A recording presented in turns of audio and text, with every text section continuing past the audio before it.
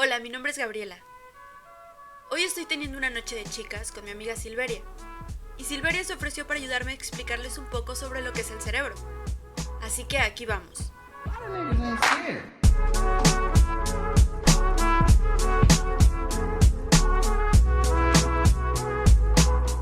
Los hemisferios cerebrales conforman la parte más grande del encéfalo. Cada hemisferio es responsable de la actividad del lado opuesto del cuerpo. Por ejemplo, el hemisferio izquierdo se ocupa del movimiento y la actividad del lado derecho y viceversa. Cada hemisferio está más especializado que el otro en determinados procesos. Por ejemplo, el hemisferio derecho se encarga de procesar aspectos como el que podamos reconocernos en el espejo y reconocer también otras personas. El hemisferio izquierdo tiene la capacidad para procesar letras y palabras para dotarlas de significado. Puede resolver un problema descomponiéndolo en partes más pequeñas para poder así analizar cada parte, cada proceso. Es muy analítico y racional. El hemisferio derecho se encarga de lo creativo, de lo espacial, de la imaginación, de la intuición. También en cuestiones musicales, en lo holístico, la pasión, la espontaneidad, el idealismo y lo novedoso. Y el hemisferio izquierdo se encarga de lo lógico numérico, de lo temporal, de la organización, la disciplina, lo analítico, el razonamiento, lo objetivo, toma el mundo de los símbolos, de lo lineal y de la articulación del lenguaje. Lóbulos. Lóbulo frontal. Es el más grande de los lóbulos del cerebro. Se encarga del procesamiento de funciones cognitivas de alto nivel tales como la planificación, coordinación, ejecución y control de la conducta. Proyecta el movimiento que tienen que realizar las extremidades y los movimientos faciales. Sin este lóbulo no podría ser espontánea. Se me dificultaría generar aprendizajes nuevos. No habría capacidad de asociar acontecimientos personales a situaciones vividas. Se podría decir que es el supervisor del cerebro. Lóbulo parietal. El lóbulo parietal se encarga de procesar información sensorial que llega de todas las partes del cuerpo, como el tacto, la sensación de temperatura, el dolor y la presión, y es capaz de relacionar esta información con el reconocimiento de números. En esta zona de la corteza cerebral hay mucha cantidad de recuerdos, almacenados a su vez por el hipocampo, que se mueven hasta que quedan fijados a las redes neuronales del lóbulo parietal. Estos recuerdos no solamente contienen toda la información sensorial que nos ha llegado del mundo exterior, sino también todos aquellos sentimientos y emociones que se hayan vinculado en ese espacio de memoria. Se encarga del procesamiento sensorial, el procesamiento simbólico, que son los procesos vinculados del empleo del lenguaje, y el proceso de información numérica, que es aquel que sirve a la hora de hacer operaciones matemáticas. Como cuando vas a la tiendita y tienes que pagar 55 pesos y traes un billete de 100, entonces el de la tienda te dice que le des 5 pesos para que te dé 50.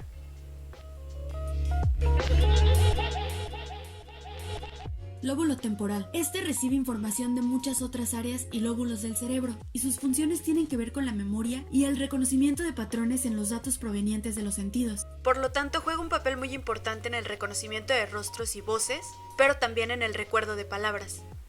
Lóbulo occipital. Una de las partes más importantes de este lóbulo es la corteza visual primaria, una región del cerebro que recibe la entrada de las imágenes desde la retina del ojo. Aquí es donde la mente interpreta el color y otros aspectos importantes de la visión. Se encarga de la evaluación de la distancia, el tamaño y la profundidad, la transmisión de la información visual a otras regiones del cerebro, de manera que los lóbulos cerebrales puedan codificar los recuerdos, asignar un significado, respuestas lingüísticas y de este modo responder continuamente a la información del mundo que nos rodea. Por ejemplo, cuando estudio para algún examen y de verdad necesito recordar algo, comienzo a hacer una proyección de imágenes en mi cabeza, tratando de recordar en qué parte de la lectura se encontraba eso, qué había en esa página. O también, cuando estoy platicando con alguna persona sobre algún chisme y me pregunta sobre, no sé, quién estaba ahí, comienzo a reflejar también en mi cabeza todas las personas que estaban reunidas y sus rostros y qué es lo que estaba pasando en el momento.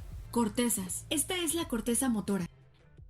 La corteza motora es una de las partes del telencéfalo que a su vez hace parte del encéfalo. Su función principal es la de favorecer el movimiento. A través de ella, generamos, mantenemos y finalizamos movimientos.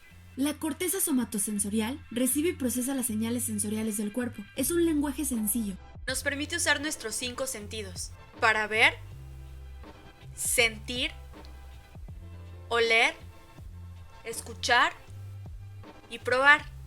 La corteza visual, tal como su nombre lo dice, procesa la información visual, como la distancia, el color, forma, profundidad y movimiento. Auditiva. Identifica volumen o tono, recibe información asociada con sonidos de alta o baja frecuencia, patrones rítmicos, melódicos, armónicos, localizan la fuente sonora y comprensión del lenguaje oral.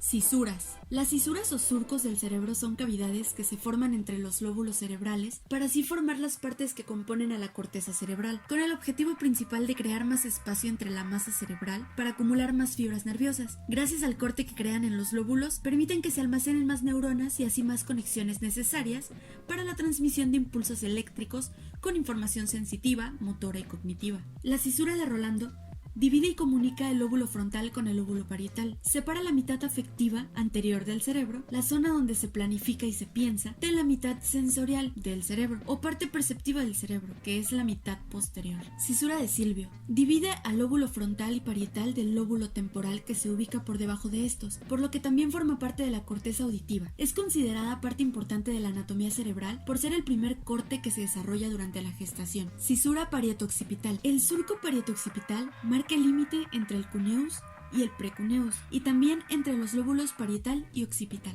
Pares craneales. Olfatorio. Es sensorial. Como su nombre indica, se dedica a transmitir específicamente información nerviosa sobre lo que se detecta a través del sentido del olfato. Óptico. También es sensorial. Transmite al cerebro la información visual que se recoge desde el ojo. Oculomotor, como su nombre lo dice. Es motor. Este manda órdenes a la mayoría de músculos que intervienen en el movimiento de los ojos y hace que la pupila se dilate o se contraiga. Toclear, o también conocido como patético. Es motor. Así como el nervio oculomotor se ocupa del movimiento de los ojos, ya sea la rotación o el movimiento arriba-abajo. Trigémino. Este es motor y también es sensorial. Como nervio motor manda órdenes a músculos encargados de realizar los movimientos de la masticación, mientras que como nervio craneal sensorial recoge información táctil, propioceptiva y del dolor de varias zonas de la cara y la boca. Abductor. Es motor. En concreto se encarga de producir la abducción, es decir, que el ojo se mueva hacia el lado opuesto hacia donde está la nariz. Facial. Es motor y sensorial. Se encarga tanto de mandar órdenes a músculos de la cara dedicados a crear expresiones faciales, permitiendo así socializar y comunicar correctamente, como a las glándulas lagrimales y salivales. También recoge datos gustativos de la lengua. Coclear. Es sensorial. Recoge información de la zona auditiva. Recibe datos relativos a lo que se oye y a la posición en la que nos encontramos respecto al centro de gravedad, lo que permite mantener el equilibrio. Gloseofaringio. Es motor y sensorial. Tiene influencia tanto en la lengua como en la faringe, el conducto que comunica la boca con el estómago. Esa es la faringe. Recibe información de las papilas gustativas de la lengua, pero también manda órdenes tanto a las glándulas parótida, que es la salival, como a músculos del cuello que facilitan la acción de tragar. Vago. Es motor y sensorial. Este manda fibras nerviosas del sistema simpático a vísceras que se encuentran en la zona de nuestro abdomen y recibe información gustativa, al igual que el nervio glosofaringio, interviene en la acción de tragar, de modo que tiene mucha relevancia dado lo importante de esta función vital. Accesorio. Es motor. También se le conoce como nervio espinal. Se trata de uno de los pares craneales puros y activa los músculos trapecio y esternocleidomastoideo que intervienen en el movimiento de la cabeza y los hombros. Hipogloso. Al igual que el nervio vago y el glosofaringio, activa músculos de la lengua y participa en la acción de tragar. Así pues, trabaja junto a los pares craneales 9 y 10 para permitir que la deglución sea realizada correctamente, algo fundamental para el buen estado del organismo.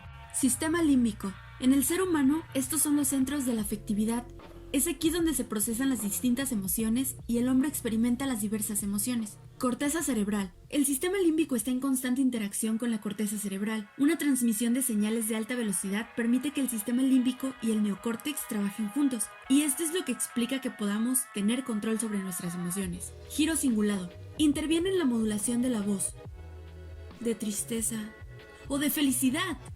Se encarga de iniciar el comportamiento orientado a metas motivacionales significativas para el sujeto. Cuerpo calloso. Se encarga de comunicar a los dos hemisferios para que trabajen conjuntamente, siendo de vital importancia, ya que cada hemisferio se encarga de procesar diferente. Por ejemplo, la parte derecha tiene la función de la creatividad, como pintar, lo artístico, la música, la imaginación. Y la parte izquierda es la función lógica o conceptos de aprendizaje, como la lectura, escritura, lenguaje, pensamiento visual. Si una parte del hemisferio no está bien comunicada con la otra, el procesamiento cognitivo y las estructuras visuales se van a ver afectadas. Tálamo, aunque no parezca, es una de las estructuras encefálicas más grandes. Interviene en una gran cantidad de procesos mentales que dan forma a nuestra manera de percibir las cosas y de actuar sobre el entorno que nos rodea, incluso aunque no nos demos cuenta de ello. Nos mantiene vivos.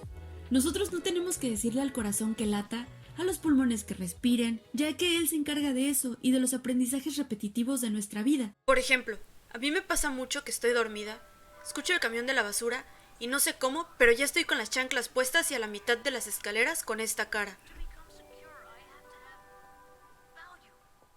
Hipófisis. Su función consiste en fabricar y liberar hormonas en tu cuerpo. Esta glándula también desempeña un papel muy importante en la pubertad. La pubertad es una etapa en la que los cuerpos de los niños y las niñas atraviesan cambios importantes a medida que se van convirtiendo en hombres y mujeres. Todo esto gracias a las hormonas liberadas por la hipófisis. Esta pequeña glándula participa en la fabricación de muchas otras hormonas, como las que controlan la cantidad de azúcares y de agua que hay en tu cuerpo. Hipotálamo. Es esencial para garantizar nuestra supervivencia, pues este se encarga de nuestro sistema nervioso autónomo y nuestro sistema endocrino. Además, organiza las conductas más importantes ligadas a la supervivencia de la especie, como la lucha, la alimentación, la huida y la reproducción. También regula la sensación del hambre, de sed, y también mantiene la temperatura corporal. La amígdala. Identifica si los estímulos entrantes representan algún tipo de peligro o no. La alegría, la tristeza, la rabia o culpa son sentimientos que van a expresarse en nuestra forma de ser y pensar y en definitiva guiar nuestro comportamiento. Por ejemplo, cuando camino por la calle, si frente a mí veo a una persona que no me genera confianza, simplemente me cambio al otro lado de la calle. O cuando me subía al metro en la Ciudad de México, siempre entraba y si no encontraba un asiento, pasaba mis pertenencias a la parte de enfrente y me pegaba directamente a la pared. Esto para evitar que me abrieran la mochila o que hubiera algún tipo de tocamiento. Bulbo raquídeo. Es tan importante que si se destruye, Gabriela te llamabas. Te mueres.